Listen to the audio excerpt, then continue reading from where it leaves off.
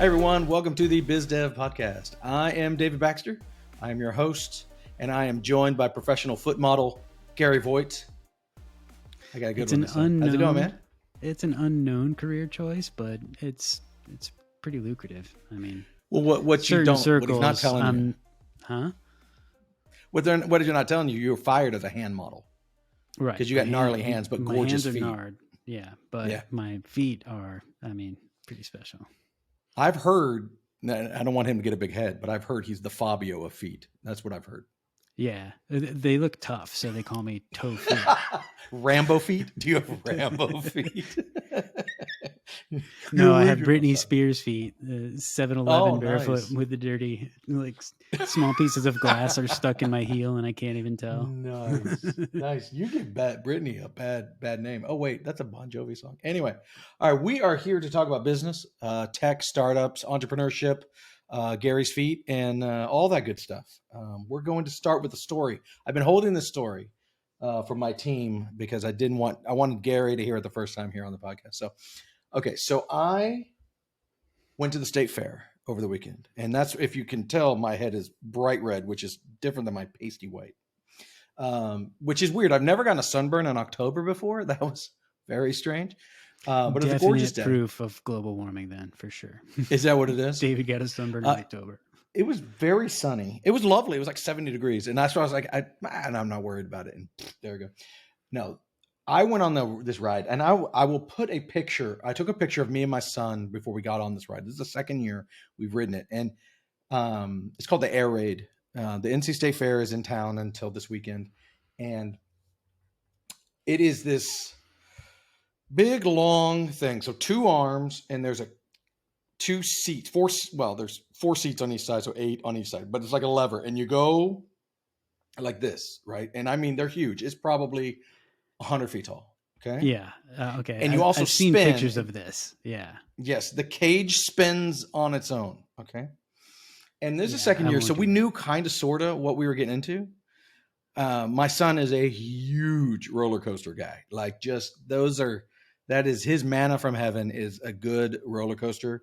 We went on, the Pantheon, the new one over here at Busch Gardens. An amazing ride. But anyway, that's not what I'm talking about. Yeah, so we're going on this, and we're all too, but I get nervous about Busch Gardens. Is some good ones. But yeah, fair rides are always scary for a different reason, because in the back of your head that this ride was put up in 20 minutes the day before, right? It's not a permanent thing, so the safety is always a bit sketch. And the guy operating it's got a couple extra screws in his pocket because he didn't know where they went. Well, it's funny you say that. So last year we went on the same ride, and we're in line, and they pause the ride. They stop it. Everyone's off. Dude comes out with this huge wrench, goes behind and starts just doing something. And then they turn the ride back on, and we're all like, okay, here we go. We're going to die. I wonder if sometimes they do that just to mess with the people. But then again, I don't know. I mean, that seems like a bad advertising. Yeah. So we get on this ride, and we're riding, and it is super intense. It was more intense than I remembered. It was crazy. First off, I'm a relatively thick individual, and this guy comes up to push me in, because it's got an overhead harness, because you're going upside down, right? So it's got to hold you in real well. And this guy pushes it, and he gets my son in, and my son, who weighs about a pound, he's in there, and he's fine. He's got it all. This guy comes up to me and keeps like he's doing CPR to get this thing tighter and tighter. Got a latch. I actually had broken. Latch. Oh, it was so bad. I had broken blood vessels all up on my shoulders because of this guy, and the ride, because I was going upside down. But so it's hard to breathe, so it's tight. I'm not going anywhere. I am stuck like a marshmallow inside of a s'mores, and we're going, and we're screaming. I scream like a little girl on rides. It is great. My kids are embarrassed, and I love it. I mean, I love it. So I'm going, and we're done with the ride. And at the end, so there's 2 large arms, right? And they have to let the people on the bottom go first. And so you're sitting up there at the top all by yourself. You're breathing heavy, collecting yourself because you just got thrown around, right? So you're sitting up there for a good minute while the other people. But is the little cage that you're in also like rocking back and forth? It's pretty stable when it's not moving. Okay. Yeah, I don't know if they push a button that says no more moving or not, but you're not swaying. It's fine. You're just up there, and the breeze is lovely because you're super high in the air. And so my son and I start looking. Man, my heart was racing, right, because of the good ride. And so I go and use my watch here to check my heart rate. And did your Apple Watch start dialing the SOS? I've actually had that happen before with my phone. But no, so I got up to 135, which is like me in a full workout. And I was like, wow. And then I noticed my phone was not connected to my watch. I'm like, oh, that's weird. It was in my back pocket. Huh. So we get off. The dude who pushed me in so hard comes up and he's like, is this your phone? Apparently, my phone flew out of the ride. I can't tell you when. I have no idea this happened. But during the ride, it was covered it didn't slide out when you were getting in, and then you went up slowly. No. It just went. It was covered in grass, which means it had left the side of the thing and landed on grass. I have no idea. I'm surprised no one died. This thing flew out. I mean, this is a missile, and I don't know how high it was. I can't imagine it was too high. Not a scratch on the phone. This woman saw it when I picked it up. She's like, what kind of case do you have? And I said, I don't have. Amazing. So there's an ad for you for Apple, but that was so crazy. Phone flies out of my back pocket, probably when we're spinning. Yeah. And there's been reports that the new iPhones will dial like the crash assist from roller coasters because of all the hard stops and the stops. Yeah. But maybe you got out of that because it fell out of your pocket. Quite possibly. I will say it's not an iPhone related thing, but similar kind of, we went on this kiddie ride. This was years ago. Me and my son, we'd been all day, every ride at, I think it was Carowinds, which is a place in Charlotte, and great place. And we'd been going all day and did every ride on the planet. We're riding up the day and we're like, there's this kiddie roller coaster. And it's looking like, it's like a mouse. I don't even know what it's called. It's a little mouse, and you just go and you get on it. And there's no real big dips or anything. So it's just a simple lap belt. Yeah. You're going, and it turns really fast. And that's the fun part. You go straight, like 180 degrees hard turn. And we're like, hey, this is fun. This is much more intense than we expected for the kids' rides. Very end, right before we're getting off of it, it does this stop like a punch to the gut. Did you get whiplash? Boom. We had no idea that this was coming. So I wasn't flexed. I wasn't ready. Normally you'll flex on a roller coaster and you'll prepare. So you just got nothing. Just got gut punch. My son is crying because, I mean, he's like, diaphragm. He can't breathe. This thing. I felt the wind out of him. Dude. Knocked the wind totally out. I mean, this was so hard. We're like, if you were a kid, you were like, he was probably 11 or 12. If you were a little kid, that would have just knocked you unconscious. I don't know. I mean, when you're a little kid, you're basically a rubber band made of Jell-O. That's right. Oh, it was brutal. Like, I was like, oh, that really, really, really hurt. Anyway, totally irrelevant. But there's my fair story for you. I thought that was a good one. Pretty crazy that my phone flew out of my pocket on a roller coaster. Well, a thrill ride, whatever you want to call it. Since things are kind of crazy, I just went with something simple and something that we can talk about because I know how much you love Apple products, like your iPhone and watch. The new iPads kind of came out. You act like I'm a shill. A lot of fanfare, just like a little video and an announcement. It was a press release, right? Yeah, but it wasn't like it wasn't an event or anything like that. I'm sure it was covered by every YouTube and their, mother from here around the world. Yeah, Dave 2D, who's one of my favorites, I haven't watched this yet. So, I mean, they're just upgrades to the more recent models of iPads, but a little bit different. Like the camera's got a bump up, and they got moved now. The front-facing camera is now in the landscape, in the center of the landscape mode instead of portrait. So it's like if you're on a that's the best feature of the whole thing, right there. Well, and spec bumps and processor bumps. The new Pro version has the M2 chip, and it has something that really reacts to the distance in which the Apple Pencil is from the screen. That is pretty cool. They call it hover. Is it? That seems so gimmicky. It seems like it's a good idea until you start drawing a lot on it, maybe. And I'm assuming, because I don't have an iPad with an Apple Pencil, but I'm assuming you would have to disable that feature in certain apps that you're like drawing or doing any kind of artwork or even taking notes, because you just get close and you pull back, like maybe not this. No, I'm going to draw. No, I'm not going to. And it's just going to look like a mess everywhere. But I think maybe in some apps, it might be good. Like if there's stuff where you're like maybe to-do lists or tasks where you're like dragging and dropping and rearranging things, that might be cool. I want the tactile of my feeling the pen is on the glass. Yeah. That's Well, the that's problem there with a too. lot of those. Well, but I'm just saying, I don't know when I would ever want it to be hovering, but yeah, they've got it. That's cool. To me, I've used my iPad. I've lost my pencil. So currently I'm not doing this, but that was where I took notes a lot. And the one thing I complain about is writing on glass is just too smooth. I wish there was just, and some of the other ones I've seen, like Remarkable, I've heard they put a little grit on the screen so it I feels think a you bit can more like buy paper. like the little screen stickers that give you a little bit of a texture, like a paper style Okay. texture, so it's not as smooth. Kind of like I the think, Wacom Cintiqs have that kind of like subtle grit texture on there. mm-hmm. The Cintiqs are the ones that you see the screen and you draw on the screen that comes with the tablet. It's not a separate thing. Okay. And those have like that. Yeah, it's not a hard, smooth glass. It's a little bit of a texturized glass, so it feels like a paper.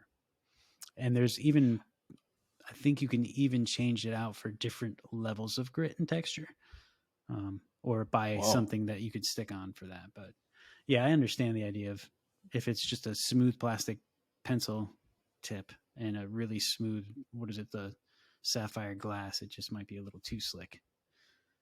I think the iPad in general, the new ones, I love the new camera position. The fact that they didn't put that on the Pro is interesting to me. I think the fact that it went up $120 is insane. And Apple knows it's insane because they're still selling the cheap one. So like, I don't like, and that cool little keyboard cover that they came out with is another $200. Yeah, So you the remember entry the level first iPad is crazy.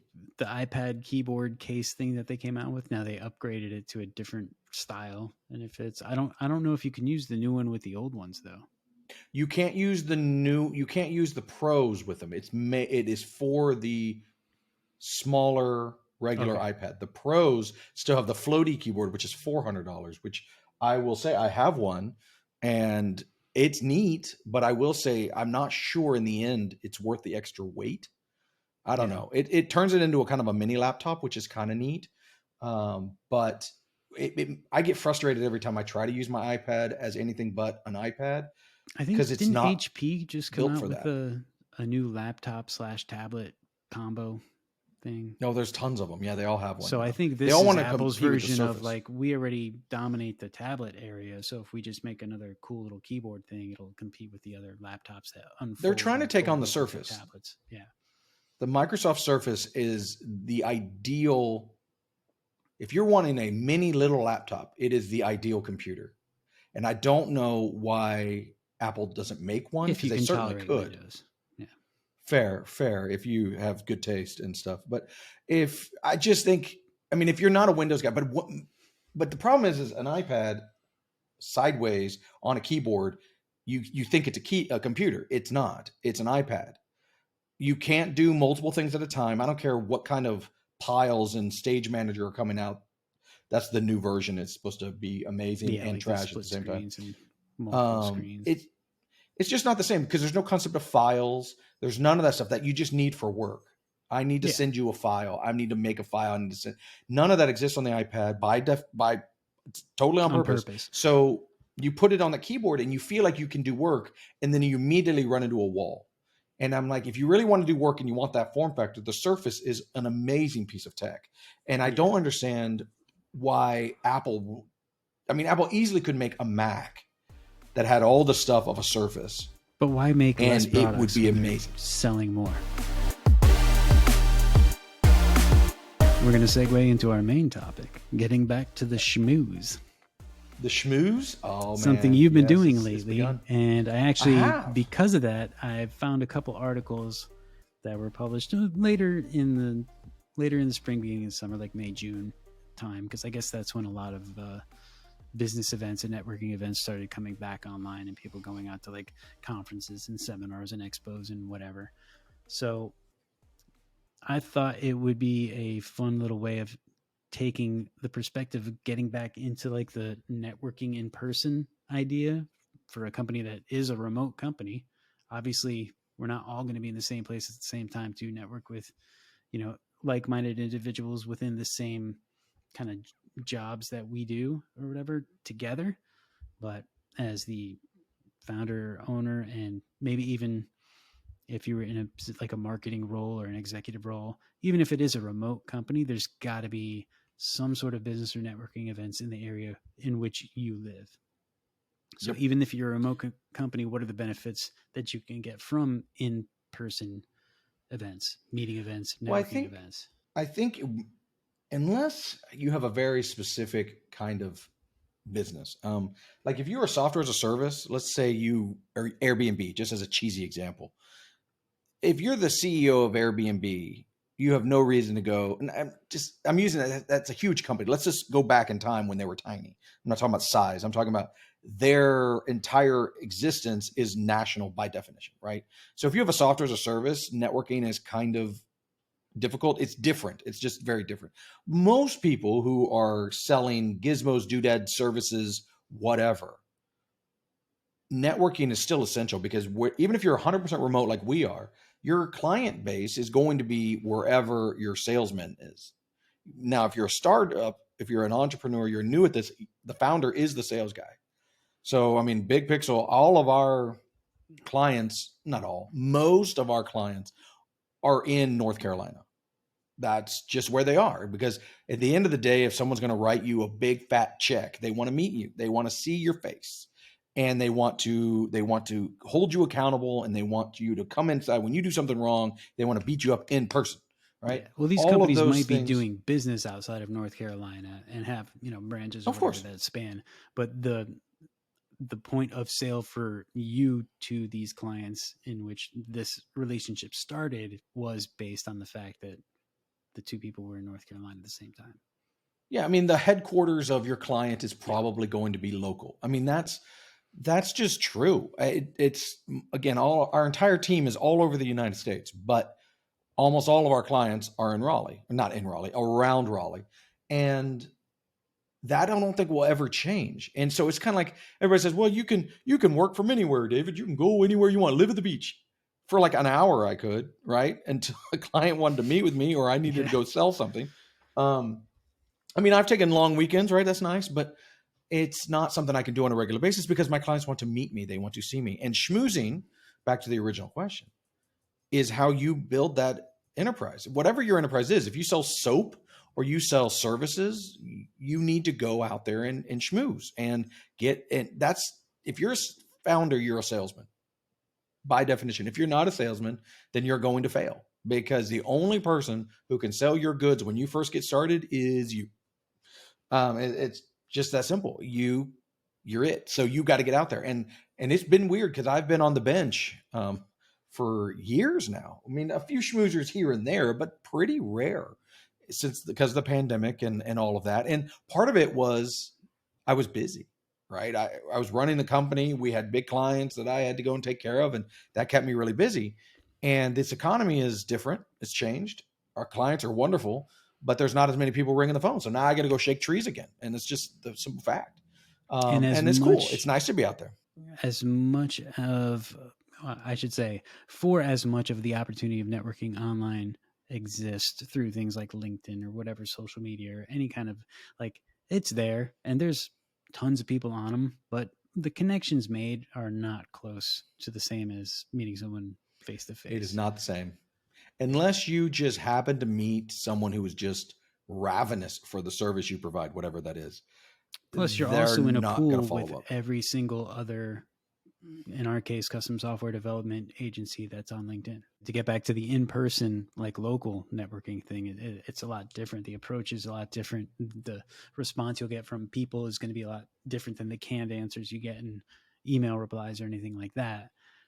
I took a few little notes. There was also an article that I will link in the show notes from the Harvard Business Review that's basically saying if you're going to get back into in-person networking now, because a lot of people are, and the global pandemic has gotten to a point where we're kind of able to take care of ourselves better, so we're not stressed about meeting people anymore.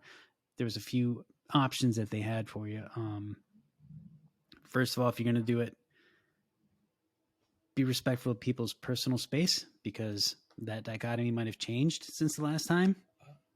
Huh. I hadn't thought about that. I just Yeah. went to one last week I didn't notice Most people anything are probably different on that back to front. what they were doing previous, but just every now Yeah. I and mean, then, you always have if the you see little someone a circle, little right? bit like stand backish or not wanting to shake hands, stuff like that, just bear in mind it's probably because we just came out of a gigantic health That's the crisis. funniest thing to me about schmoozers. It's like there's this unwritten rule. I don't know how many of those you've ever really done, but you go into these places and there's the half circles. Have you ever seen this? So everybody's talking and they create a little circle. They're all talking. What do you do? What do you do? Blah blah blah. Oh, I do this. And they're in this circle. And then a new person wanders up and they join the circle and they stand there, or they're behind the circle, and then the rest of the circle notices Waiting and for their opens the in. circle. Oh, And okay. then they come in, oh, hey, and it's just this unwritten rule of how schmoozing works, is because we're all here for the same reason. We're here to meet people, right? So you might be someone I want to meet, so we're going to let you into our circle. It's like the most inclusive uh, high school lunchroom you've ever seen. It's just It's pretty funny. they're letting people Yeah, in you can sit because with us. they don't want clicks. You can come sit with us. Come sit with us, because you might be the exact person I'm trying to sell, right? I don't know you at all, or you might not be. I met a guy the other day at a schmoozer, and he runs, and this immediately interested me. He runs a custom sock business Oh, that's awesome. where he makes socks, and you can sign up for a subscription, and he'll send you a sock a month, or you can get custom socks. And I was like, dude, I could talk to you about that forever because I love stupid socks. Believe it or not, And there's they make quite a few socks for companies small that do feet. that. Yeah, I've heard of those before. I've never met one in person. There's companies that'll I do like PJs too, like pretty much print or embroider anything you want on pairs of PJs. I know you've seen. wanted to those do ads big online. pixel socks, but you have Oh, to do yeah. 100 pairs, and That's that would be that's a big ask. there's only 10 of us, so everybody gets a week's worth of socks. Enjoy. No one wants that. But anyway, it's funny who you meet. And here, I'm probably going off your topic here, but if you're going to do a schmoozer, here's what the advice I give to everybody. And I specifically give this when I'm going and mentoring. I do not a lot. I do some mentoring stuff, and some of it is to college kids coming out and what do they do and stuff like that. And I say, hey, if you're doing schmoozers, this is critical for founders. Go in with the idea that you're going to have one good conversation, and that's how you judge success. Did you have one? And what do I mean by that? A good conversation is your target market, or someone you can learn from. Finding another mentor is even better. But someone who you can make a real connection with, someone who you can sell to or buy from, potentially vendor, great vendor, Yeah. or someone you can be mentored to. Those are the three I would really focus on, and spend your night there. If you'll know it when you're in the middle of a conversation. It'll check a box. Oh, I'm having the conversation right now. This is it. I'm doing it right now. Because it's you're vibing, you're getting along, you're enjoying each other's company, and you both have something to gain from it. Because if you what's the right word for it, nurture that little blossoming new relationship. It's like speed dating, right? If you're blossoming this little relationship, I don't know if that's the right verb, but you can really get something out of it. I mean, we've gotten full-on clients from a one good conversation. Oh yeah, and I mean, it can happen. There's a couple things on that I was going to say, like just people know people, and then those people know more people, and then eventually out of those people, they probably know someone that needs your services. So that word of mouth promotion, from nurturing that little relationship and building an ongoing longer relationship just based off that one good conversation, can actually come back maybe in a year and a half you don't even know about. All of a sudden, boom, hey, I heard about you from this guy, check the box from that conversation. And he told me you do this. A couple of notes that. on that, though. One, schmoozing is the long game. Yeah. Schmoozing is not your marketing budget. Okay. Don't pay big bucks to go to a conference and expect it to be a quick turnaround. It's not. I mean, you might have a Hail Mary magical moment where you get a new client that night. Almost zero. It happens, but it's almost zero. Don't go into it thinking that's what's going to happen. This is the long game. You are getting your name out there, your brand out there. You're making connections. Like Gary was saying, that connection might lead to another connection. And in 8 months, that random phone call comes in. You have no idea why. He doesn't even tell you why. He just had a good referral from a friend of a friend of a friend. Yeah. And you now have new business. This is the long game. Do not go into this in a hurry, which I will tell you, I have to tell myself every time I go to a schmoozer, because I want to sell, right? It's in my blood. Let's go. That's not what schmooze is about. And if you come off too hard as too much salesy, you will absolutely nuke yourself, because you're like, no one's pushy. going to want to talk to you. No one wants to talk to that. You just go in there and tell them what you do and be a cool person. You win. Building your brand. That's one thing. It's meeting the people behind the business or the brand can reaffirm, someone's feelings towards that business or brand. So it helps grow your reputation on a level more than just how much they see you online or in their emails or whatever, or see articles or anything like that. The more they can actually meet the people behind the product or the people behind the company and walk away with a good feeling about that group of people, it's definitely going to make the company or the brand that much stronger and easier for that person to kind of sell for you to other word of mouth or recommendations or any other people that they meet. So as a new company, you have no gravity. And I use that term a lot, meaning no one's coming to you for your services. You have to tell everyone else about your service. And when you're selling jeans, soap, whatever, what are you? You're a promise, right? Because they don't know you can do what you say you're going to do. A lot of people absolutely lie. So your relationship and your ability to build that relationship is all they have to go off of. And here's the other thing that's 100% true. Everyone who wants to get in touch with you will absolutely forget. So when you're done with your schmoozer, whether you collected a bunch of business cards or a bunch of LinkedIn people, whatever you collected, collect something, get away. Just like any sales thing, your entire goal when you're schmoozing is to set up the next meeting, right? That's it. That's why you exist. So your next meeting is to meet with them and have coffee or lunch or whatever. And so it's on you as the founder to do it. If anytime I meet someone and say, well, they never called me. So in my back of my head said, your company's going to fail.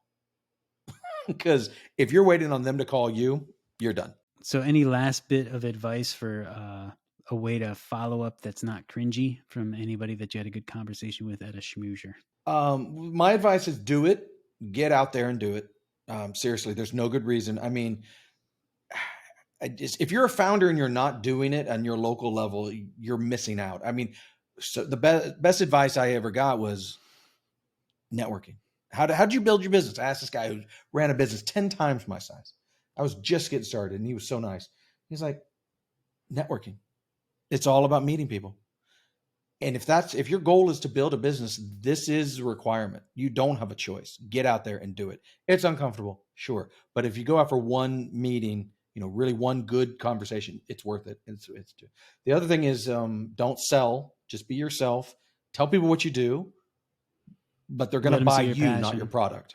Yeah. They're going to buy you, not your passion, not your passion, not your product. You come in there with a sales card, you're done. 10 reasons why you I still like business cards right now. Huh? In the next 5 minutes.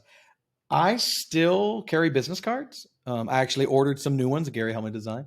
And people kind of frown upon it, but it's just the easiest non-committal way to say, hey, if you'd like to get in touch with me. Like a lot of people nowadays will go to LinkedIn and scan a QR code, and it's like a 50-second process that if this guy really doesn't want to talk to you, you've cornered him. I don't like that. So to me, it's like, here's a business card. Have a good one. If you don't like me, that's fine. You never have to contact me. But here's a way you can. Bye-bye. I'm out, right? I mean, that I still think that's the right way to do it. I think that's the end of my advice. You've been looking forward to this movie for a long time. You've mentioned it several times on the podcast. You've mentioned your hesitation of The Rock playing a character other than The Rock. And yes, you finally did go see Black Adam. So without any spoilers other than the fact that I'm sure there's a ton of CG. Oh, it is CG fest. Yeah, for sure. High level, 3,000 foot view, whatever, without giving anything away. Were your expectations met? Yes. or exceeded? No, Or were met. you underwhelmed and Nope, disappointed? I enjoyed it. I think Okay. it's getting really bad reviews, and I think You the think reason it was for that, probably going to regardless, just because the way it was hyped up. And for some reason, like, I don't know why, but there's like a Marvel versus DC rivalry for the fans. yeah, And and any and Marvel most fans of will poo-poo all the DC, and DC will poo-poo all the Marvel. But yeah. the critics, I think, are looking for too much in a superhero movie. I think they're tired of them because their job is to watch movies, and they're tired of them because it's all very similar. And they're not wrong, but they're still entertaining. And I think, to me, if you went into Black Adam looking for anything deeper than just pure entertainment, you're looking for the wrong thing, man. It's The Rock, and things go Not boom. every comic movie is going to be the Avengers. Not every, Yeah, I mean, they're not fantasy all movie is going to changing the be world. Lord of the Rings. It's We're not going for Rosebud here, you know. I mean, it's not good. all It's a movies could fun be as movie. amazing as The Matrix, but Well, the first one. yeah. But high level, the Justice Society, who is his sidekicks in this movie. It's called Black Adam. It's about Black Adam, but the other people, Pierce Brosnan. I don't know the other people's names. The guy who plays Hawkman and 007's Cyclone. in it. Pierce Brosnan. Oh yeah, I he's didn't know that. amazing. He's really, really, Cool. really. He's Dr. Fate, who's one of my favorite super obscure comic book people. I had his little action figure when I was a kid. You squeezed his legs and his arms would go. But they're really great. They to me are more fun than he is. Black Adam by his very nature is just a grumpy dude. That's his character. That's how Rock plays him. He's grumpy. And I think The Rock did what he was supposed to. He's not super charming like he is in every other movie, which is a plus in this case. He's not supposed to be. And I was afraid he was going to be, and that would have been really, really weird. He wasn't. He is grumpy. Did he do his eyebrow thing? Nope, not once. Not a single. He does have a couple Did he smirks. mention any tequila or Voss water? There was no tequila that I saw. No product and there was placement. no Voss water, no ice cream, no Under Armour, none of it. But generally speaking, it's entertaining. Unless The Rock by himself, which is possible, he could rebuild just his star power alone. I mean, there's so many people who just do whatever he says. I think he could build his own little franchise here. Is the movie good enough for that? Well, it's Ryan Reynolds it's fun. kind of did the same thing with Deadpool. So yeah, but maybe that Deadpool is way better than this, but for totally different reasons. Oh, okay. I mean, the thing that was great about Deadpool, I'm sorry. What was that other superhero movie where it was like Will Smith played him, and it was like a grumpy guy that was Hitch? No, not Hitch. No, not Hitch. Hitch was the one where it was romantic him, comedy one. Yeah, he was like a how to hook up with girls kind of guy. Hancock, that was it. Yeah, where he was just a grumpy, disgruntled, drunk, strong guy Superman. who hated being a superhero. Yeah. This isn't like that, but I think Deadpool was really good. One, it was a limited budget, and that actually made it more creative. And so the they didn't reference have to the ability. Limited budget made it funnier. It was funny. It's funny. And so, like they could only afford Colossus. That was great. Yeah. There's a giant house here and only 2 superheroes. I wonder why. But this place, they clearly had as much budget as they wanted. Even though I will say there are some of the CG effects that are surprisingly bad. Like you're like, really? The thing with CG though, I mean, depending on how much is in the movie, and of course there's going to be a time constraint and a budget or whatever. So the director's going to have to pick and choose which scenes are definitely the most important versus which scenes might not get as much attention. And while it sounds good in creating the movie, and you think that's a smart choice, in the end, the people are going to remember the bad scenes more than the good scenes, just because it looked awkward and it doesn't. There's 2 sides to that. The most memorable things in the movie, again, nothing spoiler or plot related. Cyclone, the way that she does wind stuff. That's not a surprise. Think of her name, but the way they do her powers is amazing. Just whoever said the art director behind this, whoever goes, what would be neat? Whoever created the visual should win an award. Truly, really, really impressive. And 2, the other thing you learn is even with a $150 million budget, faces are still really, really hard. Everyone wears a mask in this. Muscles and textures and movements and subtleties in faces. It's just hard. You can't. Everyone wears a mask. It's getting except better, for The Rock. But but it's just, it's still not good. You can't wear, you just can't do it. And The Rock, the character never wears a mask. It's kind of his thing. And so he has to grunt and shoot lightning out of his face and all this stuff. And it's just weird because it's just, you can't do this very easily on CG, right? It's just hard to make a guy grunt realistically and look like he's in pain realistically when it's pure CG. It's just hard. The way they got away with it on Cyclone is it was actually pretty neat. They'd spin not hurricanes, tornadoes all around her, and she's in the middle of it. And it's really, you can tell it's the actress who's kind of just making a pose, and they do all the cool stuff around her. So she's not CG, but everything around her is. And so it looks really good because she doesn't have to grunt or anything and, make funny faces is CG. It works out. The Rock, it doesn't. Sometimes. Most of the time it does. Best Rock CG face, Scorpion King. Oh, without a doubt. It was so horrible. For sure. Yeah, to be fair, should never have been tried back then. That was that's an old movie. That's like Lawnmower Man CG. That's bad. Oh gosh. So bad. And anyways, if you are a fan of either The Rock, DC Comics, or any comics, I would recommend Black Adam. It is long. The critics said it was boring. Service. I do not think it was boring. Yeah, it'll be on HBO Max, I'm sure. I think it's Warner Brothers, right? So that'll be HBO. Yeah.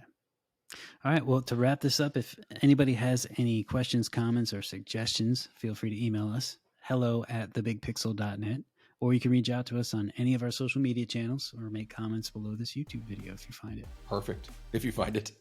It's not buried. We'll tell you. It's free. It's right out there. Yeah. All right, y'all. Thank you so much for joining us. See you next time.